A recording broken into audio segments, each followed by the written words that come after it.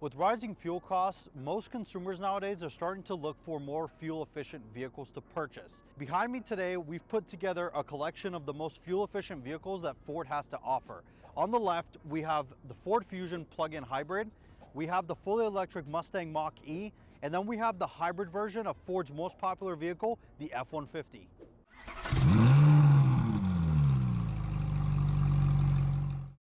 Now, to discuss some different prices, we'll start off with the plug-in hybrid Fusion.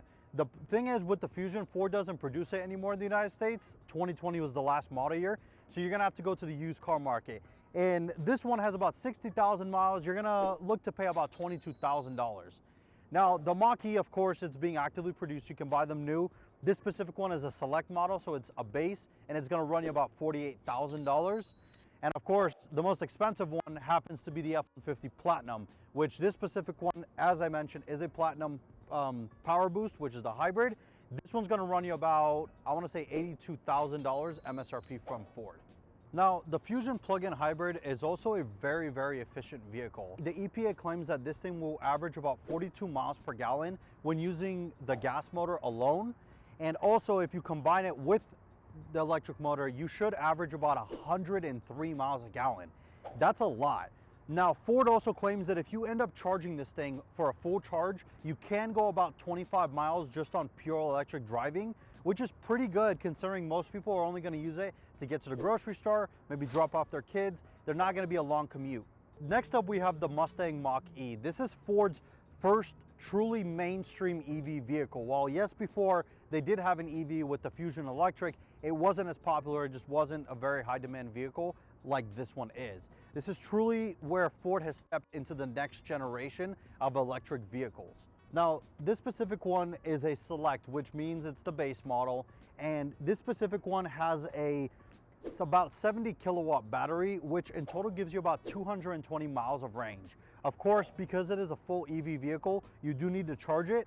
Ford claims if you put this thing on a fast supercharger, it will charge from about 10% to 80 in about 45 minutes, which is pretty good. That's assuming you have a supercharger. If you charge it at home, it would be a little bit slower depending on the kind of charger you use it. Now, to achieve that 45-minute of 10 to 80% charge, you're gonna have to plug it into a DC supercharger. And to do that, you actually pull this flap down and you'll see it'll give you access to the DC charger. So you'll end up plugging it in, which of course supercharges it and allows for that 45-minute charge.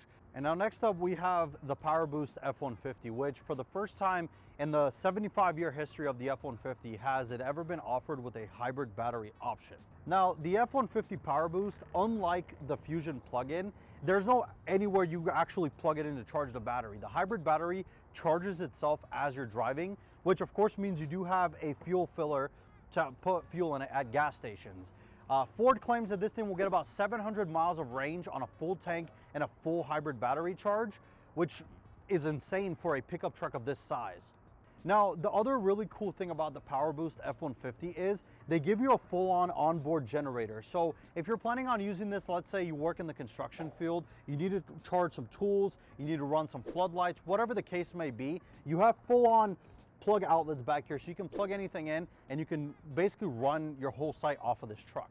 Now, with all the three vehicles, they all have their pros, they all have their cons. If I was to pick one of these three, my personal choice would be the F-150.